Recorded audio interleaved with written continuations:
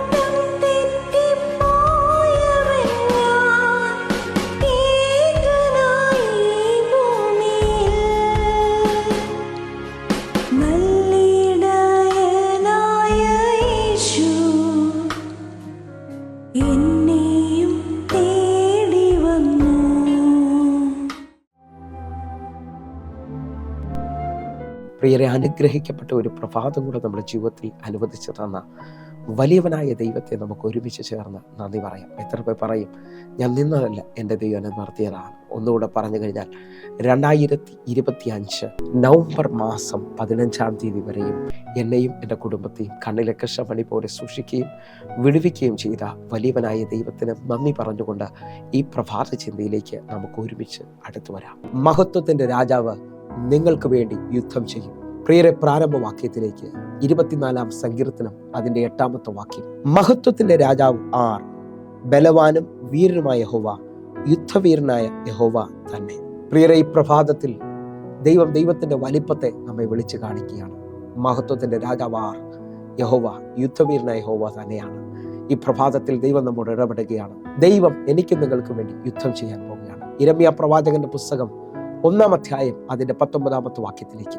അവർ നിന്നോട് യുദ്ധം ചെയ്യും, നിന്നെ ജയിക്കുകയില്ല താനും, നിന്നെ രക്ഷിക്കുവാൻ ഞാൻ നിന്റെ കൂടെയുണ്ട് എന്ന് യഹോവയുടെ അരുൾപ്പാട്. പ്രിയരെ, ഈ പ്രഭാതത്തിൽ ദൈവം നമ്മോട് ഇടപെടുന്ന അനുഗ്രഹിക്കപ്പെട്ട വചനങ്ങൾക്കായി നമുക്ക് ഒരുമിച്ച് ചേർന്ന് ദൈവത്തിന് നന്ദി പറയാം. ഈ പ്രഭാതത്തിൽ എന്നെ കേൾക്കുന്നവർ നാളുകളായി ഒരു വിജയം കാണാതെ നിരാശയിലും വിഷമത്തിലും പ്രാർത്ഥനയുടെ മറുപടിയില്ലാതെ പിന്മാറ്റത്തിലേക്ക് പോയവരെ എന്നെ ശ്രദ്ധിക്കുന്നുണ്ട്. എന്നാൽ ഈ 2025 നിങ്ങൾ വിശ്വസിക്കുക, ദൈവം നിങ്ങൾക്ക് വേണ്ടി യുദ്ധം ചെയ്യാൻ പോകുകയാണ്. കാരണം ഇത് മഹത്വത്തിൻ്റെ വർഷമാണ്. ദൈവം നമുക്ക് വേണ്ടി വലിയ കാര്യങ്ങൾ ചെയ്യാൻ പോകുന്നു. നീ തോറ്റുപോകുമെന്ന് പറഞ്ഞ സ്ഥലങ്ങളിലെല്ലാം ദൈവം നിന്റെ കൂടെ നടന്ന് നിനക്ക് വേണ്ടി ജയം കൽപ്പിക്കുവാൻ പോകുന്നു. നിന്റെ ജീവിതത്തിനകത്ത് പുത്തൻ വഴികൾ തുറക്കാൻ പോവുകയാണ്. ഒരു വാക്യം കൂടെ നമുക്ക് യിരെമ്യാ പ്രവാചകന്റെ പുസ്തകത്തിൽ നിന്ന് ശ്രദ്ധിക്കാം. യിരെമ്യാ പ്രവാചകന്റെ പുസ്തകം 20-ാം അധ്യായം അതിന്റെ 11-ാമത്തെ വാക്യം. എന്നാൽ യഹോവ ഒരു മഹാവീരനെ പോലെ എൻ്റെ കൂടെയുണ്ട്, ആകയാൽ എന്നെ ഉപദ്രവിക്കുന്നവർ ഇടറി വീഴും, അവർ ജയിക്കുകയില്ല. അവർ ബുദ്ധിയോടെ പ്രവർത്തിക്കിയാൽ ഏറ്റവും ലജ്ജിച്ചു പോകും. ഈ പ്രഭാതത്തിൽ നാം വായിച്ചു കേട്ട വചനത്തിനകത്ത് ഒരു പദത്തെ ഒന്ന് റിലീസ് ചെയ്യാൻ പോവുകയാണ്. യഹോവ ഒരു മഹാവീരനെ പോലെ നിങ്ങളുടെ കൂടെ എൻ്റെ കൂടെയുണ്ട്. വിശ്വസിക്കാൻ പറ്റുമെങ്കിൽ എതിരുകളെ ജയിക്കുന്ന വലിയവനായ ദൈവം, അവൻ നമ്മോട് കൂടെ നടക്കുന്ന വർഷമാണ് 2025. എന്നെ കേൾക്കുന്നവരുണ്ടെങ്കിൽ വിശ്വസിച്ചുകൊണ്ട് പറഞ്ഞാട്ടെ, നാം ജയിക്കാൻ പോകുന്ന വർഷം, നമ്മുടെ ജീവിതത്തിനകത്ത് അത്ഭുതങ്ങൾ കാണാൻ പോകുന്ന വർഷം. നിങ്ങൾ ഒന്നുകൂടെ ശ്രദ്ധിച്ചു നോക്കിയേ. നിങ്ങൾ സ്തുതിക്കുന്നവരാണെങ്കിൽ, നിങ്ങൾ പ്രാർത്ഥിക്കുന്നവരാണെങ്കിൽ മൊർദെഖായിയുടെ ദൈവം നിങ്ങളെ ജയിപ്പിക്കും. എസ്തേറിന്റെ പുസ്തകം 6-ാം അധ്യായം 13-ാമത്തെ വാക്യം. തനിക്ക് സംഭവിച്ചതൊക്കെയും ഹാമാൻ ഭാര്യയായ ശേരശിനോടും തൻ്റെ സകല സ്നേഹിതന്മാരോടും വിവരിച്ചു പറഞ്ഞു. അവൻ്റെ വിദ്വാൻമാരും അവൻ്റെ ഭാര്യ ശേരസും അവനോട്, മൊർദെഖായിയുടെ മുമ്പിൽ നീ വീഴുവാൻ തുടങ്ങി. അവൻ യഹൂദ വംശക്കാരനാകുന്നു എങ്കിൽ നീ അവനെ ജയിക്കുകയില്ല, അവനോട് തോറ്റുപോകുകയുള്ളൂ എന്ന് പറഞ്ഞു. എന്നെ കേൾക്കുന്നവരെ, യഹൂദ എന്ന വാക്കിന്റെ അർത്ഥം സ്തുതി എന്നാണ്. സ്തുതിക്കുന്നതിന് മുമ്പിൽ ലോകശക്തികൾക്ക് ജയിക്കുവാൻ കഴിയത്തില്ല. നിങ്ങൾ വിശ്വസിക്കാൻ പറ്റുമെങ്കിൽ ഈ 2025 സ്തുതിക്കുന്നവന്റെ മധ്യത്തിലേക്ക് ദൈവം ഇറങ്ങി വരികയാണ്. ഇസ്രായേലിന്റെ സ്തുതികൾക്ക് മീതെ വസിക്കുന്ന മഹത്വത്തിന്റെ രാജാവ് ഇതാ നിന്റെ ഭവനത്തിലേക്ക്, നിന്റെ മേളിലേക്ക് വെളിപ്പെട്ട് വരാൻ പോകുന്നു. ഈ പ്രഭാതത്തിൽ സ്വീകരിച്ചാട്ടെ. സ്തുതിക്കുന്നവൻ ജയിക്കുക തന്നെ ചെയ്യും. ജയം എൻ്റേതാണെന്ന് ഉറപ്പിച്ചാട്ടെ. ഈ പകൽ ജയം നമുക്ക് തരുവാൻ പോവുകയാണ്. നീണ്ട നാളുകൾ കരഞ്ഞതിന്, നീണ്ട നാളുകൾ നിരാശപ്പെട്ട് ഭാരപ്പെട്ടതിൻ്റെ നടുവിൽ ഒരു ജയം നിന്റെ കണ്ണുകൊണ്ട് കാണുവാൻ പോകും. നമുക്ക് ഒരുമിക്കാം പ്രിയരെ, കർത്താവിൻ്റെ മഹത്വം കാണുവാനായിട്ട്. ഹല്ലേലൂയ. ഇതാ മൊർദെഖായിയുടെ ദൈവം 8-ാം അധ്യായം അതിൻ്റെ 2-ാമത്തെ വാക്യം. രാജാവ് ഹാമാന്റെ പക്കൽ നിന്ന് എടുത്ത തന്റെ മോതിരം ഊരി മൊർദെഖായിക്ക് കൊടുത്തു.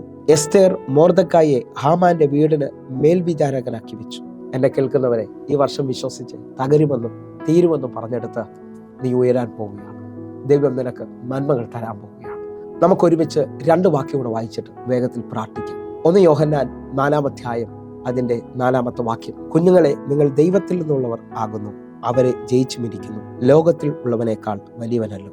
നാം ദൈവത്തിൽ നിന്നുള്ളവരാണെങ്കിൽ അവരെ ജയിച്ചിരിക്കുന്നതാണ് വചനം വ്യക്തമായി വിളിച്ചു പറയുന്നത്. വിരോധങ്ങളെ ജയിക്കുവാൻ, ഈ വർഷം വലിയ നന്മകളെ കാണുവാൻ ദൈവം എന്നെ നിങ്ങളെ വിളിച്ചിരിക്കുകയാണ്. കാരണം എന്നിലും നിങ്ങളുള്ളവൻ ലോകത്തിൽ ഉള്ളവനേക്കാൾ വലിയവനാകും.